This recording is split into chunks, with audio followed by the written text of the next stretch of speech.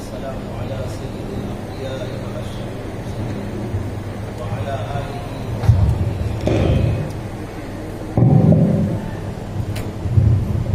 أما بعد محترم حضرات علماء کرام سامعین اعزام بزرگوں اور دوستوں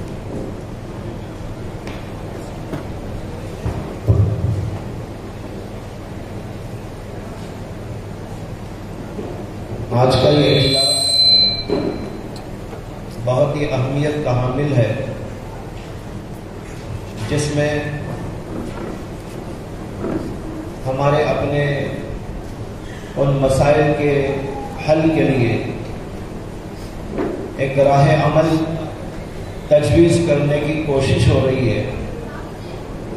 جو مسائل کے ہمیں دن رات پیش آتے رہتے ہیں اور گھروں میں، خاندانوں میں، معاشرے میں اور ملت و سماج میں ان مسائل کی وجہ سے بڑی پریشانیاں پیش آتی رہتی ہیں۔ یہ مسائل مختلف جگہ پیش آتے رہتے ہیں، اس لیے کہ جب انسان ہے اور ایک دوسرے سے تعلق قائم ہوتا ہے تو کچھ مسائل کے اندر تنازع، اختلافات اور مسائل کھڑے ہوتے رہتے ہیں۔ مسائل کا پیش آنا، تنازعات کا پیش آنا، اختلاف کا پیش آنا کوئی تعجب کی بات نہیں،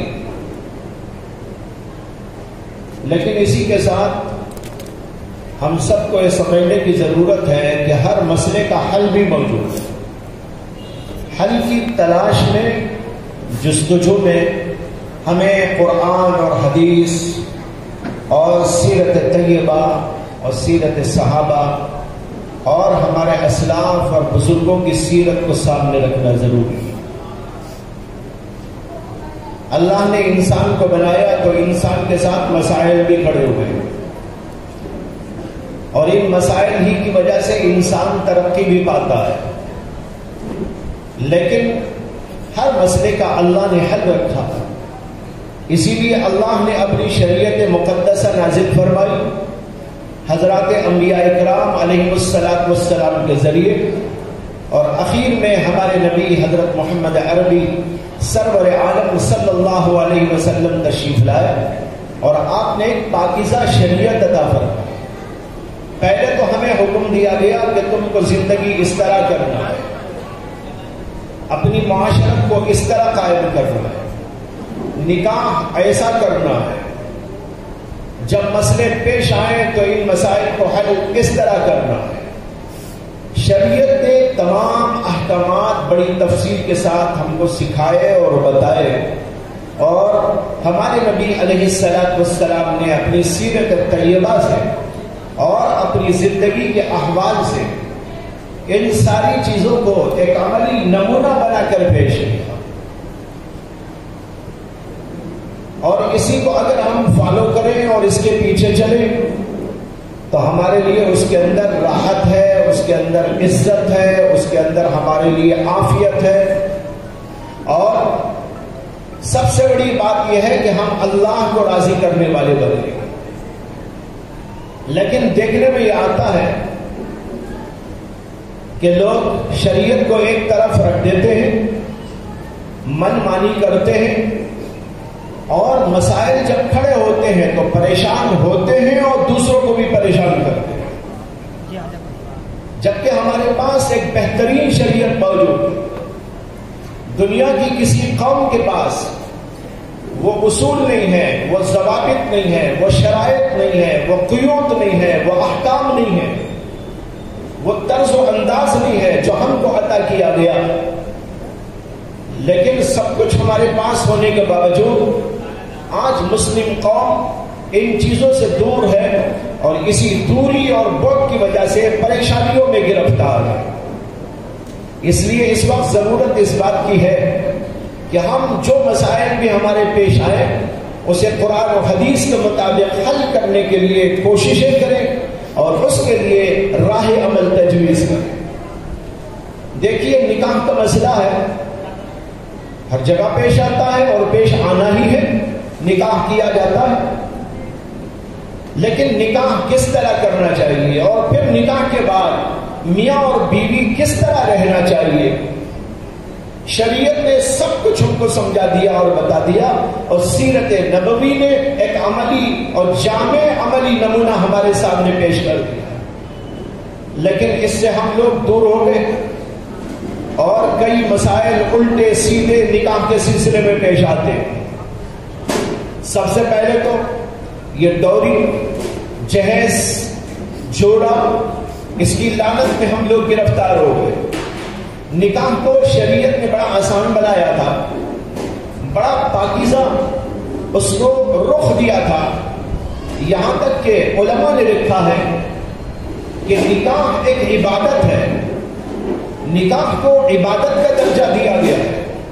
دوسری قوموں میں تو نکاح ایک دنیاوی عمل ہے، لیکن ہماری شریعت نے نکاح کو تقدس دیا، نکاح کو ایک فضیلت عطا کی، نکاح کو بہت اونچا درجہ دیا ہے، یہاں تک کہ اس کو عبادت کے درجے میں لا کے ٹھہرا. علماء نے لکھا ہے کہ دو عبادتیں ایسی ہیں کہ تمام شریعتوں کے اندر ان دو عبادتوں کو مشروع کیا گیا تھا. آدم سے لے کر محمد عربی صلی اللہ علیہ وسلم تک جتنے پیغمبر آئے تمام کی شریعتوں کے اندر وہ دو چیزیں رہی. اور پھر یہ جب دنیا ختم ہو کر آخرت قائم ہوگی اور جنت میں انسان جائے گا تو جنت کے اندر بھی یہ دونوں عبادتیں مشروع رہیں گی اور وہاں بھی اس کا سلسلہ چلے گا. وہ کیا دو عبادتیں؟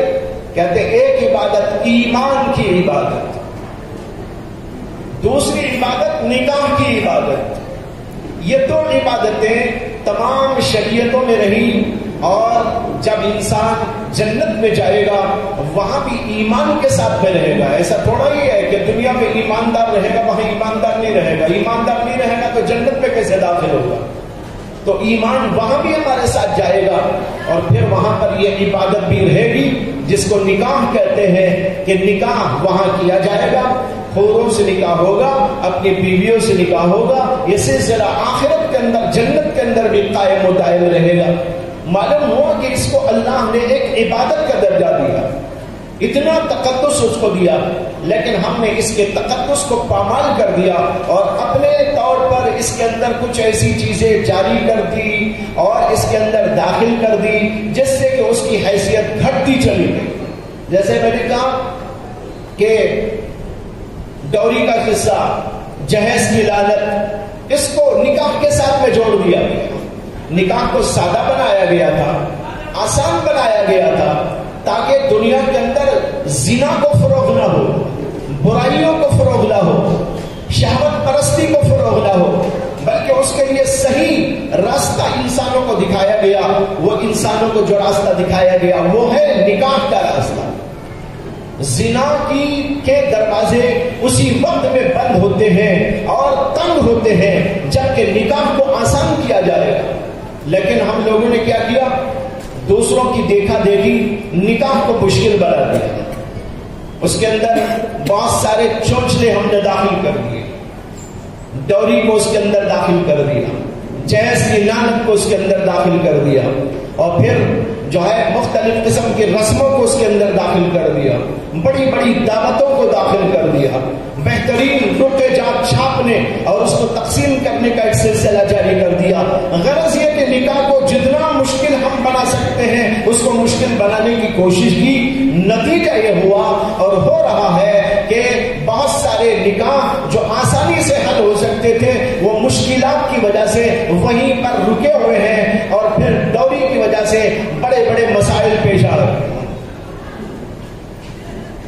ظلم ہے، زبردستی ہے، کہیں پر قتل ہے، کہیں پر جلانے کے واقعات ہیں اور خودکشی کے واقعات ہیں.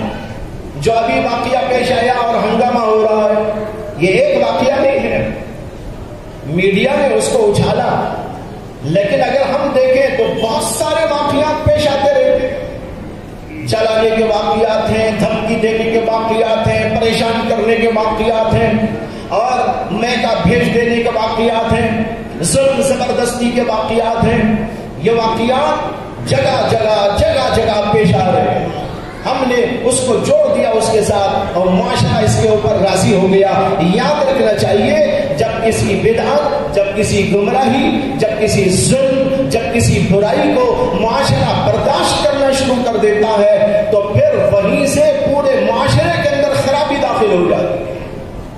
اسی لیے حکم دیا گیا کہ جہاں پر ظلم کو دیکھو اس کو ختم کرنے کی کوشش کرو، جہاں کوئی برائی کو دیکھو اس کے دروازے کو بند کرنے کی کوشش کرو. ظلم کے بارے میں نبی اکرم صلی اللہ علیہ وسلم کا ارشاد گرامی ہے کہ آپ نے فرمایا انصر اخاک ظالما او مظلوما، اپنے بھائی کی مدد کرو، ظالم ہو تو بھی مدد کرو، مظلوم ہو تو بھی مدد کرو. حضرات صحابہ کو بڑا تعجب ہوا، مظلوم کی مدد تو سمجھ میں آتی ہے، مظلوم کی مدد تو کرنا چاہیے، لیکن ظالم کی مدد ہم کیسے کریں؟ اللہ کے رسول علیہ السلام سے حضرات صحابہ نے پوچھا یا رسول اللہ ظالم کی مدد کیسی؟ مظلوم کی مدد تو سمجھ میں آتی ہے، ہم ظالم کی مدد کیسے کریں؟ اللہ کے رسول علیہ السلام نے فرمایا ظالم کی مدد یہ ہے کہ اس کو ظلم کرنے سے روک دو اور اس کے ہاتھ پکڑ. لیکن ہم نے کہاں کیا؟ جہاں ایسی چیزیں جاری ہیں وہاں وہ ہو رہی ہیں، ہم اپنی آنکھوں سے دیکھ رہے ہیں، پورا معاشرہ اس کو برداشت کر رہا ہے، بلکہ ایسے نکاحوں میں جا رہا ہے، ان کی دعوتیں کھا رہا ہے اور اس قسم کے نکاحوں کو فروغ دیا جا رہا ہے. اس کے اوپر کوئی نکیر نہیں، اس کے اوپر کوئی کراہت کا اظہار بھی نہیں، اس برائی کو برائی سمجھنے کا کوئی تصور نہیں. جب ایسی صورتحال پیش آ جاتی ہے تو بھائی معاشرے کے اندر برائی جنم لیتی ہے، پلتی ہے، پھلتی ہے، پھولتی ہے، یہاں تک کہ پورے معاشرے کو اپنی لپیٹ میں لے لیتی ہے. آج یہی ہو رہا ہے. نکاح کے عنوان پر بے شمار قسم کی برائیاں، بے شمار قسم کی غلط چیزیں اس کے ساتھ داخل کر دی گئی اور نکاح کو مشکل سے مشکل تر بنا دیا گیا. پھر اس کے بعد بڑے جھگڑے قائم ہوتے ہیں. پہلے تو ہم نے غلط رویہ اختیار کیا، معاشرے میں اس کو ڈر آنے دیا، موقع اس کے لیے فراہم کیے اور معاشرہ اس کی لپیٹ میں آیا. پھر اس کے بعد مسائل کھڑے ہو گئے، نکاح تو ہو گیا، ڈوری کے مسئلے کھڑے ہو گئے، ظلم زبردستی کے مسئلے کھڑے ہو گئے، مار پٹائی ہونے لگی اور کچھ واقعات پیش آنے لگے. اب جب اس قسم کے واقعات پیش آتے ہیں تو یہاں بھی ہمارا رویہ غلط ہوتا ہے. ہم یہ نہیں پوچھتے اللہ نے اس کے حل کے لیے کیا ہم کو سکھایا اور کیا ہم کو بتایا. کوئی جا رہا ہے اپنے مسائل کو حل کرنے کے لیے گنڈوں کے پاس، کوئی جا رہا ہے اپنے مسائل کو حل کرنے کے لیے پولیس کے پاس، کوئی جا رہا ہے اپنے مسائل کو حل کرنے کے لیے ادھر اور ادھر، اور کوئی رشوت کھا کے فیصلے کر رہا ہے، کوئی غلط انداز کے فیصلے کر رہا ہے. شریعت کیا کہہ رہی ہے؟ ان مسائل کا حل کیا ہونا چاہیے؟ شریعت نے کیا اصول اس کے لیے ہم کو عطا کیے ہیں؟ اس کے اوپر توجہ نہ رہی اور ہمارے مسائل جو کھڑے ہوئے، یہ تو کھڑے ہوئے ہماری ہی وجہ سے، یہ مسائل آئے ہماری ہی وجہ سے، اور پھر اس کے بعد جب مسائل کھڑے ہوئے تو حل کرنے کی وہ کوشش نہیں ہوئی جو کوشش کی ہونی چاہیے تھی اللہ کے قانون کے مطابق. قرآن کریم کے اندر اللہ نے ارشاد فرمایا وَمَن لَّمْ يَحْكُم بِمَا أَنزَلَ اللَّهُ فَأُولَٰئِكَ هُمُ الظَّالِمُونَ وَمَن لَّمْ يَحْكُم بِأَنزَلَ اللَّهُ فَأُولَٰئِكَ هُمُ الْكَافِرُونَ وَمَن لَّمْ يَحْكُم بِأَنزَلَ اللَّهُ فَأُولَٰئِكَ هُمُ الْفَاسِقُونَ. 3 جگہ آیت میں اللہ نے فرمایا جو آدمی اس کے مطابق فیصلہ نہیں کرتا جو اللہ نے احکام نازل کیے تو ایسے لوگ ظالم ہیں. ایک جگہ فرمایا ایسے لوگ کافر ہیں، ایک جگہ پر فرمایا کہ ایسے لوگ فاسق ہیں، اللہ کے حکم کے مطابق فیصلے نہیں کر رہے. جب مسائل پیش آئے، جب اختلاف پیدا ہو جائے، جب تنازع پیدا ہو جائے تو اس کے لیے شریعت کے اصول موجود ہے، قانون موجود ہے، اس کے مطابق فیصلے کرنا چاہیے. لیکن ہم کسی اور جگہ جاتے ہیں جہاں جہاں اللہ کے قانون کا فیصلہ نہیں ہوتا، من مانی فیصلے ہوتے ہیں، رشوت خوری کے فیصلے ہوتے ہیں، غلط انداز کے فیصلے ہوتے ہیں، جہالت کے فیصلے ہوتے ہیں۔ اللہ کا قانون یہ ہے کہ اگر اختلاف پیدا ہو جائے، مسائل کھڑے ہو جائے، تو میرے قانون کے مطابق ان کو حل کرو۔ حدیث میں واقعہ آتا ہے کہ ایک مسئلے میں اختلاف پیدا ہوا، ایک منافق مسلمان کہلانے والے شخص اور ایک یہودی کے درمیان مسئلہ تھا ایک زمین کا۔ دونوں کا دعویٰ تھا کہ یہ زمین میری۔ مسلمان کہلانے والے منافق کا دعویٰ تھا کہ یہ زمین میری، اور یہودی کا دعویٰ تھا کہ یہ زمین میری۔ جب اختلاف دونوں کے اندر بڑھا، یہودی نے کہا کہ چلو تمہارے نبی کے پاس میں جاتے، جو فیصلہ کرے مجھے منظور۔ منافق نے پہلے تو ٹال مٹول سے کام لیا، وہ آنا نہیں چاہ رہا تھا، لیکن جب اس نے اصرار کیا تو اس کے لیے راہ فرار بند ہو گئی۔ اس نے کہا چلو، اب اللہ کے نبی علیہ السلام والسلام کی خدمت میں آئے اور مسئلہ پیش کیا۔ نبی اکرم صلی اللہ علیہ وسلم نے دونوں کی بات سنی، اس کی بات بھی سنی اور اس کی بات بھی سنی، اور پھر اس کے بعد دلیل کی روح سے پختگی اس آدمی کی بات میں نظر آئی جو یہودی تھا۔ یہودی کی بات پر اللہ کے نبی علیہ السلام نے فیصلہ کیا، یہ زمین اس مسلمان کی نہیں ہے بلکہ یہ زمین اس یہودی، اس لیے کہ اسلام کے اندر حق ہے، اسلام کے اندر حقانیت ہے، اسلام کے اندر صداقت ہے۔ کتنے بھی بڑے آدمی کا مسئلہ پیش آ جائے، کتنے بھی بڑے مخالف کا مسئلہ پیش آ جائے، وہاں یہ نہیں دیکھا جاتا یہ ہمارا آدمی ہے یا غیر آدمی، وہاں یہ نہیں دیکھا جاتا کہ یہ بڑا آدمی ہے یا چھوٹا آدمی ہے، وہاں تو دلیل کو دیکھا جاتا ہے، وہاں حق کو دیکھا جاتا ہے، وہاں صداقت کو دیکھا جاتا ہے، فیصلہ دلیل کے مطابق کیا جاتا ہے۔ اللہ کے نبی علیہ السلام نے جب دیکھا کہ سچائی اس آدمی کے کلام میں ہے جو یہودی ہے، اللہ کے نبی صلی اللہ علیہ وسلم نے فیصلہ دے دیا کہ یہ زمین یہودی، لیکن اس پر وہ مسلمان کہلانے والا منافق راضی نہیں ہوا۔ باہر نکلنے کے بعد میں کہنے لگا مجھے فیصلہ منظور نہیں۔ ہم لوگوں میں بھی ایسے لوگ ہیں کہ فیصلے کے لیے آتے ہیں، لیکن جب ان کے موافق نہیں فیصلہ ہوتا، وہ قرآن کی بات کو ٹھکرا دیتے ہیں، اللہ کے رسول کی بات کو ٹھکرا دیتے ہیں، عالم دین کی بات کو ٹھکرا دیتے ہیں، اور ان اصولوں اور ان ضوابط کو ٹھکرا دیتے ہیں جو قرآن و حدیث نے ہم کو عطا کیے، اس لیے کہ ان کا مفاد اس سے متعلق نہیں ہے، مفاد کے خلاف بات جا رہی ہے، اس کو رد کر چلے جاتے ہیں۔ منافق کہنے لگا مجھے منظور نہیں، چلو عمر کے پاس میں جا رہے، وہ جو فیصلہ کرے میں چاہتا ہوں میں مان لوں۔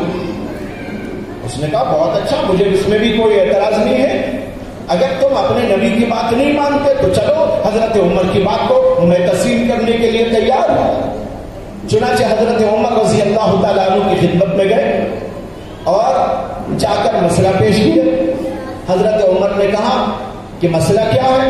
یہودی نے بتایا کہ یہ مسئلہ ہے، اور یہ مسئلہ ہم نے محمد عربی صلی اللہ علیہ وسلم کی خدمت میں پیش کیا تھا، اور اللہ کے نبی نے یہ فیصلہ کیا کہ یہ زمین میری ہے، اس مسلمان کی نہیں ہے، لیکن یہ آپ کا مسلمان مانتا نہیں ہے اللہ کے نبی کی بات کو، اپنے ہی نبی کی بات کو، اور اس نے کہا کہ چلو عمر کے پاس میں جائیں گے، اس لیے میں آپ کی خدمت میں آیا۔ روایتوں میں آتا ہے کہ حضرت عمر رضی اللہ تعالیٰ عنہ کو غصہ آیا کہ ایک آدمی مسلمان کہلانے والا، وہ مسلمان نہیں تھا، وہ منافق تھا۔ منافق ظاہر میں تو اپنا اسلام ظاہر کرتا ہے۔ تو حضرت عمر اندر تشریف لے گئے، تلوار اٹھا کے لائی اور فرمایا کہ میرے نزدیک اس آدمی کا فیصلہ جو آدمی کے نبی کے کلام کو، نبی کے فیصلے کو نہ مانتا ہو، میرے نزدیک اس کا فیصلہ ہے کہ اس کی گردن اڑا دی جائے۔ حضرت عمر نے اس کی گردن اڑا دی۔ منافقین نے بڑا شور مچایا کہ عمر نے ایک مسلمان مسلمان کو قتل کر دیا، عمر نے ایک مسلمان کو قتل کر دیا، جگہ جگہ پروپیگنڈا کرنے لگے. قرآن کریم کے اندر آیت کریمہ نازل ہو گئی. اللہ نے فرمایا فلا وربک لا یؤمنون حتی یحکموک فیما شجر بینہم ثم لا یجدوا فی انفسہم حرجا مما قضیت. اے نبی علیہ السلام، آپ کے رب کی قسم ہے یہ مومن نہیں ہے. فلا وربک لا یؤمنون، یہ مومن نہیں ہو سکتے. کون؟ وہ لوگ جو آپ کی بات کو تسلیم نہیں کرتے. اس وقت تک کوئی مسلمان نہیں ہو سکتا حتی یحکموک فیما شجر بینہم، جب تک کہ وہ آپ کو اپنے اختلافی مسائل کے اندر حکم تسلیم نہ کریں اور اپنے دل کے اندر آپ کے فیصلے سے کوئی تنگی نہ پائے.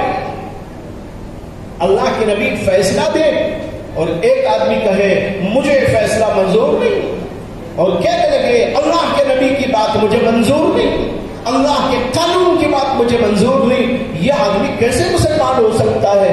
بہرحال یہ آیت کریمہ اسی سلسلے میں نازل ہوئی.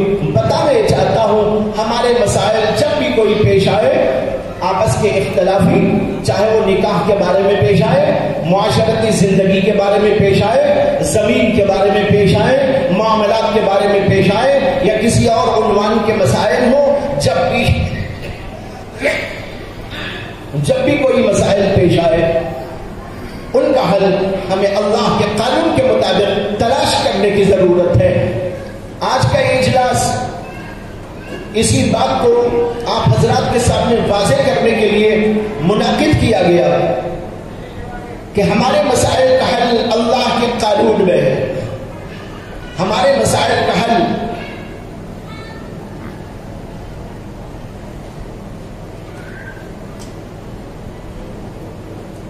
نبی اکرم صلی اللہ علیہ وسلم کی بتائی ہوئی چیزوں میں اور آپ کی سیرت طیبہ میں. لہذا جب ہمارے مسائل پیش آئے تو ہم اس کے لیے رجوع کریں علماء کی طرف اور ایسے اداروں کی طرف جو قرآن و حدیث کے مطابق فیصلے کرتے ہیں اور ان کو سمجھاتے ہیں. اسلام میں تو سب سے پہلی بات تو یہ ہے کہ انسان کو سمجھانے کی کوشش ہوتی ہے، ان کے مسائل کو حل کرنے کی کوشش ہوتی ہے، اس کے اوپر کوئی چیز تھوپی نہیں جاتی بلکہ دراصل ان کی ذہن سازی کرنے کی کوشش ہوتی ہے. اللہ کے نبی علیہ السلام کی خدمت میں بڑے مسائل پیش آتے تھے، لوگ لاتے تھے. اللہ کے نبی علیہ السلام ان مسائل کو اسی طرح حل کرتے تھے. وہ پوری سیرت ہمارے سامنے ہے، قرآن کی باتیں ہمارے سامنے ہیں، اللہ کے نبی علیہ السلام کی احادیث ہمارے سامنے ہے، ان کے اندر یہ سب کچھ موجود ہے. لہذا بھائیو، آج کے اس اجلاس سے آپ کو یہ پیغام دیا جا رہا ہے کہ جب بھی کوئی مسائل پیش آئے تو ہم ایسے اداروں کی طرف رجوع کریں. یہاں مجھے معلوم ہوا کہ جمعیت علماء ہند کے ماتحت ایک ادارہ قائم کیا جا رہا ہے اور یہ اسی سلسلے میں کام کرنے جا رہا ہے کہ جو مسائل اختلافی پیش آتے ہیں، خاص طور پر فیملی اور خاندان سے متعلق مسائل پیش آتے ہیں، میاں بیوی کے جھگڑے پیش آتے ہیں یا اور اس قسم کے مسائل پیش آتے ہیں، تو اس سلسلے میں جو ہے یہ ادارہ کام کرے گا قرآن اور حدیث کی روشنی میں، سیرت کی روشنی میں ان مسائل کو حل کرنے کی کوشش کرے گا. یہ ہمارے لیے بہت ہی خوش آئند ایک بات ہے، پیغام ہے، بڑا اچھا اقدام ہے، مستحسن اقدام ہے کہ ایسی صورت کے اندر مسائل ہمارے بڑی آسانی کے ساتھ بھی حل ہو گئے. اس لیے کہ آج تو صورت حال یہ ہے کہ جب کورٹوں میں جاتے ہیں مسائل سال ہاں سال تک پڑے رہتے ہیں، پھر اس کے اوپر اخراجات کے ساتھ وقت کی خرابی اور جو ہے تنگی و پریشانی بھی برس گزر جاتے ہیں لیکن مسائل حل ہونے کو نہیں آتے. اس صورت میں قانون بھی ہم کو اجازت دیتا ہے کہ ہم قانون کی اور عدالت جو ہے کچھ سہولت کے لیے، آسانی کے لیے اس طرح کی تحریکیں چلائے، اس طرح کے ادارے قائم کرے کہ اس کے ذریعے سے ان مسائل کو حل کرنے میں آسانی پیش آ جائے. بہت ساری جگہ ایسا ہوتا ہے، ہمارے یہاں بھی ہوتا ہے کہ جب کوئی لوگ جاتے ہیں پولیس اسٹیشن وغیرہ میں تو وہاں پولیس والے خود کہتے ہیں کہ بھائی تمہارے علماء کے پاس میں جاؤ، فلاں صاحب کے پاس میں چلے جاؤ، فلاں عالم کے پاس میں چلے جاؤ، فلاں ادارے کے پاس میں چلے جاؤ. وہ خود ان سے اس بات کی تمنا اور اظہار کرتے ہیں کہ تم وہاں جاؤ، تمہارے مسائل حل ہو جائیں، ہمیں خوشی ہے، تم یہاں پر کیوں آتے ہیں؟ لہذا اب ایسی صورت میں ہمارے لیے بہت اچھی بات ہے کہ ادارہ آپ کے شہر کے اندر قائم ہو رہا ہے علماء کی نگرانی میں، جمعیت علماء ہند کے ماتحت. یہ بہت ہی اچھی بات ہوگی اور یہاں کے سب مسلمانوں کو اور میں مبارکباد دیتا ہوں اور اس ادارے کے قائم کرنے والے حضرات علماء اور ذمہ داران کو بھی مبارکباد دیتا ہوں کہ انہوں نے بہت ہی مستحسن اقدام کیا ہے اور ایک ضرورت کی طرف لوگوں کی توجہ مبذول کرائی ہے اور قرآن و حدیث کی روشنی میں ان مسائل کو حل کرنے کے لیے ان کو دعوت دی جا رہی ہے. اللہ تعالیٰ سے دعا کرتا ہوں کہ اللہ تعالیٰ اس ادارے کو استحکام عطا فرمائے اور ان کے کاموں کو مضبوطی کے ساتھ آگے لے جانے اور امت مسلمہ کی رہبری کرنے کی توفیق عطا فرمائے اور مسلمانوں کو بھی اس ادارے سے جڑ کر اور اس ادارے کی طرف رجوع کرتے ہوئے اپنے مسائل کو حل کرنے کی اللہ ان کو توفیق عطا فرمائے. وآخر دعوانا ان الحمد للہ رب العالمین.